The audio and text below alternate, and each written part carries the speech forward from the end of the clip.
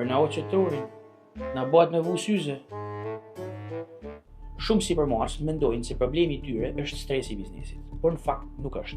Problemi është se mbyllin ditën në të njëjtin kaos ku e kanë nisur, në trafik, në zhurmë, në beton, me njerëz, me telefon që nuk pushon kurrë.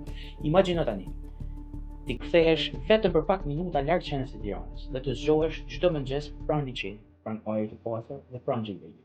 Aty ku mendja të qetësohet, gjumi të përmirësohet dhe vendimet bëhen më të qarta. Sigurisht e energjia kthehet poshtë.